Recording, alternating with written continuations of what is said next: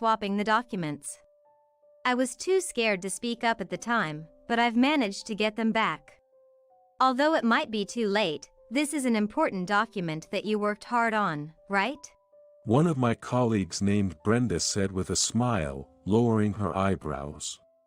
The documents inside the envelope she handed over were indeed supposed to be taken to the client. I couldn't believe that the actions I thought were for the best at that time would come back to me like this. Yet, the undeniable fact is that I'm being secretly talked about and harassed. Now, Brenda is the only one who earnestly supports me, the unpopular guy. If she were to leave, my heart might truly break. As I tried to express my feelings to her while holding back my eagerness, I heard footsteps approaching. I am Alan Williams. I work as a salesperson at a trading company. Since my days as a new employee, I've diligently worked hard, and only recently have the fruits of my efforts begun to show. Unless absolutely necessary, I've always pushed through negotiations with any client. Thanks to that, I seem to have naturally acquired communication skills for dealing with various types of people. Just the other day, I succeeded in securing a major contract with a large corporation that my colleagues had been repeatedly failing with. When I returned with the contract, they rushed over and celebrated as if it were their own victory. Since then, I've been treated as the hope of the sales department. Though it's been tough with an increase in clients and more colleagues asking for advice, I've finally started to enjoy my work.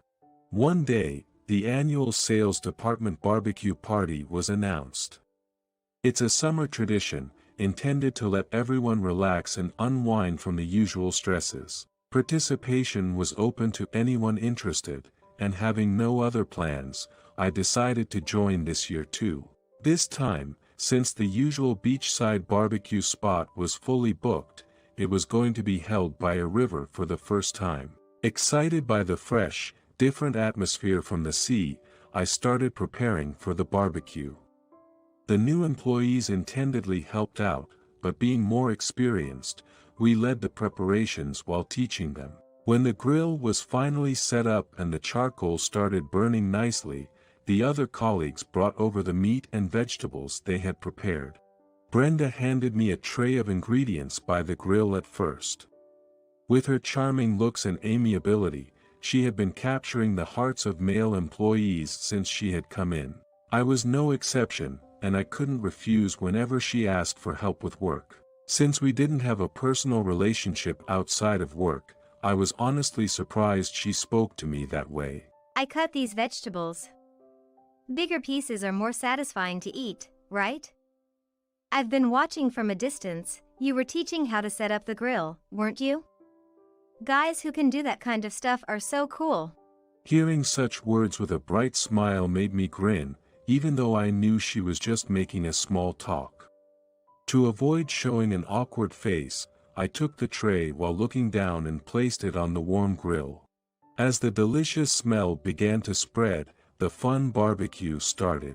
Nearby, the department head and section chiefs were laughing loudly while chugging beer.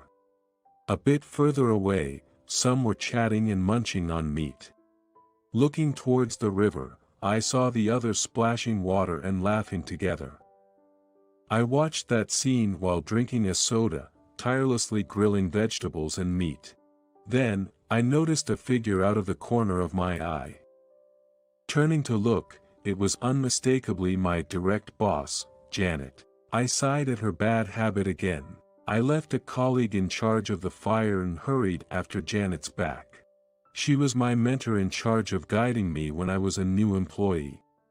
Even back then, she was quite competent at her job, and now she's leading the sales department as a chief. I've learned a lot about work from her and respect her as a boss, but after being together for a long time, I noticed she has a certain bad habit. It seems she was raised in a very sheltered way, unaware of many things that most people experience as children.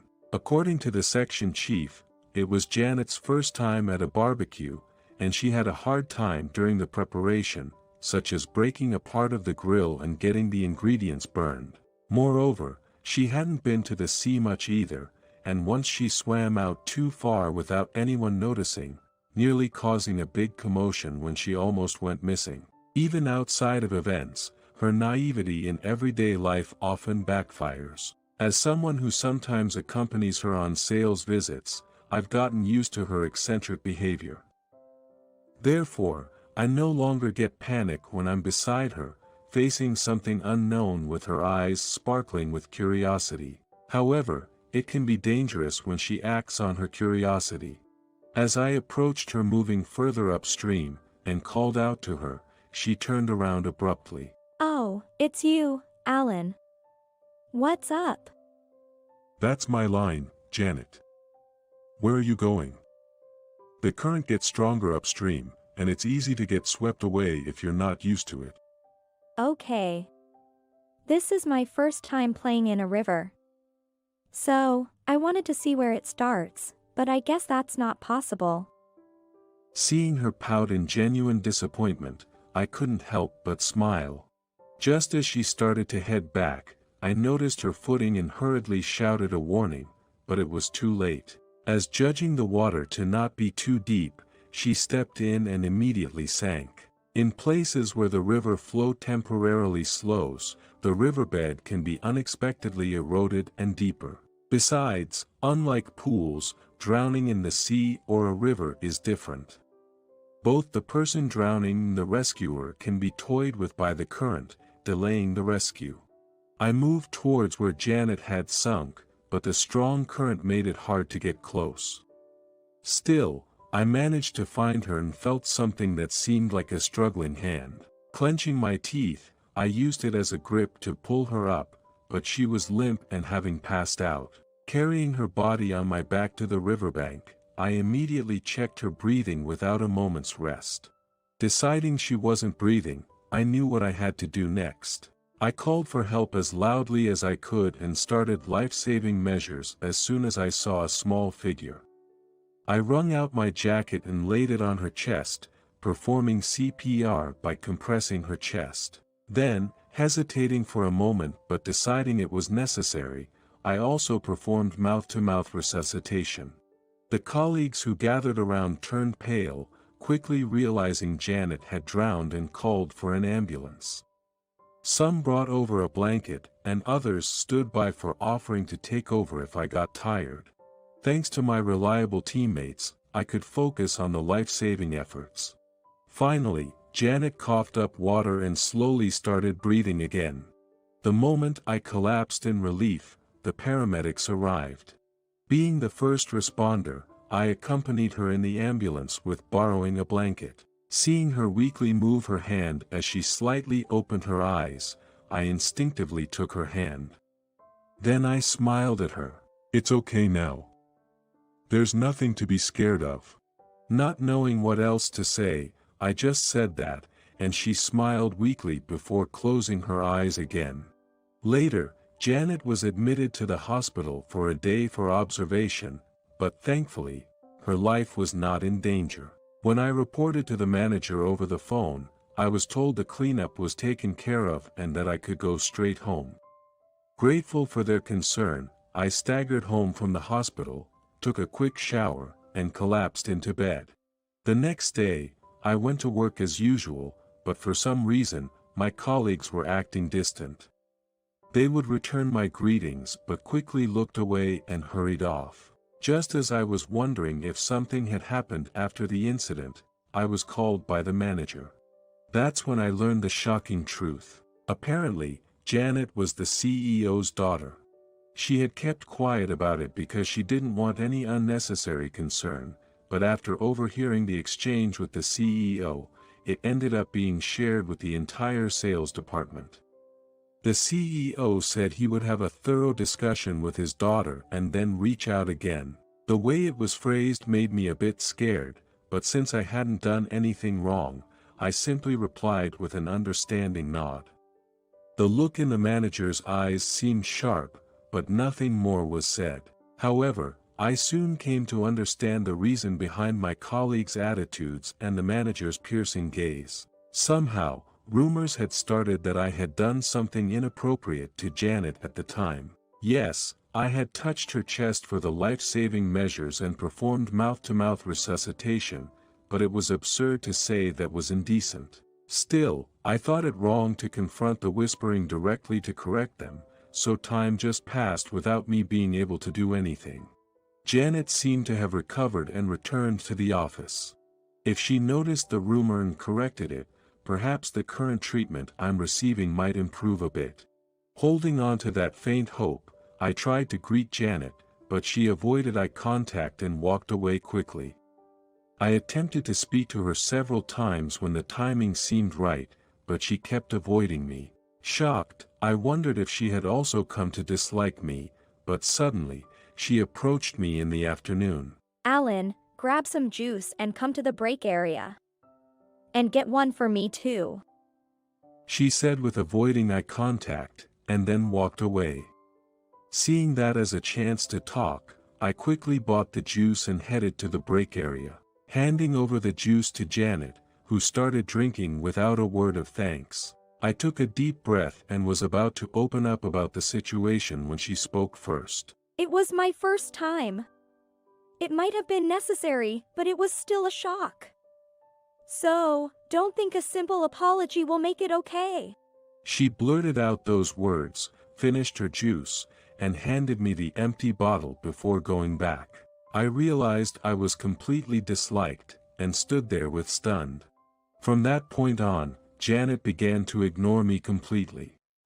Even when we had to talk for work, she wouldn't make eye contact and only gave curt replies. Paradoxically, she would suddenly order me to get her favorite juice and snacks from the vending machine, fearing worse treatment if I refused. I complied, but never received any thanks, just an indifferent snatch of the items.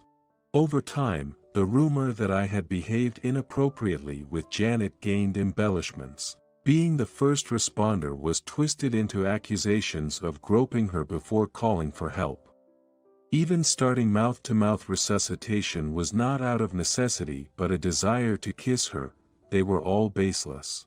Female employees looked at me as if I were filth, and male employees avoided me. Even the manager began to treat me coldly. In the midst of all that, only Brenda kept reaching out to me and often encouraging me. Don't worry about those rumors. I believe you would never do such a thing. Her support was the only thing keeping me going at work. It seemed Janet was aware of the rumors but hadn't corrected them. Possibly believing them since she had been unconscious at the time and couldn't deny what happened. Brenda kindly listened to my worries and encouraged me to forget about it with a smile. With her by my side, I felt I could overcome the ordeal. But then, one day, I experienced the terrifying nature of people anew. I had prepared documents for a new proposal to a client, but they were switched with something else. That happened despite my checking them right before leaving the office. My apology was met with harsh criticism from the notoriously difficult client. Under normal circumstances, I might have been able to brush it off, but with my heart already exhausted from baseless rumors, the criticism hit harder than it should have. Returning office with a sigh, no one even gave me a second look. Hoping to at least find the documents, I was searching through my desk drawers when Brenda approached me. When I asked what was wrong, she suggested we move to the break area for privacy. Once there, she hesitantly handed me an envelope, saying, Actually, I saw a colleague who was close to you swapping the documents. I was too scared to speak up at the time, but I've managed to get them back.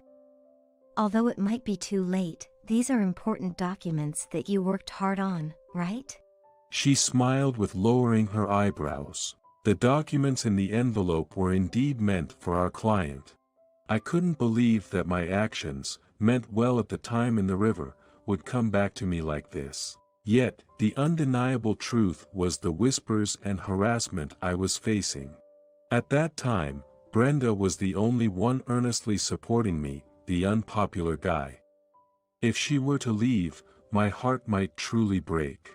Just as I was about to share my feelings with her, I heard approaching footsteps. Are you that good of an actor? Swapping those important documents and spreading such ridiculous rumors, all of it was you. Janet said as she approached, her gaze cold enough to send shivers down my spine, directed at Brenda. What are you talking about? I didn't do any of that. Oh really? Then you're saying all of this is a lie? Janet produced a voice recorder. It contained audio of her asking several employees where they heard the rumors. Each one answered they had heard them from Brenda. At that moment, Brenda's smile disappeared completely. I asked around, maybe 20 people or so, and almost everyone in the sales department said they heard those rumors from you. About those documents, you do know our company has security guards, right? For their ease of work, we have surveillance cameras installed. Did you not notice? I think it's time to check those out. If you're innocent, you wouldn't mind coming along quietly, right? Janet's tone was cornering, and Brenda gritted her teeth. Brenda was glaring at us before running off. As I vacantly watched her leave, Janet quietly approached. Our eyes met firmly for the first time in a while. I'm sorry for being mean, and for taking so long to help. I was so caught up in sorting out my feelings, investigating took time. I thought you hated me. You believed those rumors, didn't you? How could I think badly of my lifesaver? How long do you think I've known you? I know you're not the kind of person to do such things. She said with a gentle smile, making me so relieved that I couldn't hold back my tears. I later found out Brenda had tried to ingratiate herself with me after my significant achievement. Frustrated that a direct approach wasn't working, she resorted to this scheme. The thought that I almost confessed to her still sends shivers down my spine. As Janet did her digging, the spell seemed to lift from other employees, and those who had been close apologized for believing such rumors. Brenda found no place for herself at the company anymore, and resigned quickly. I could only hope she would change her ways in a new place. Eventually, as the manager mentioned, I was called in by the CEO. He was with Janet there, which made me even more nervous. As I anxiously awaited his words, he stood up and asked me to shake hands. I answered it in a hurry. He offered a calm smile. Thank you for saving my daughter. I'm sorry I couldn't express my gratitude sooner. I never imagined her savior would be maligned like that. It was infuriating, but Janet insisted she would handle it. It seems she did well, right?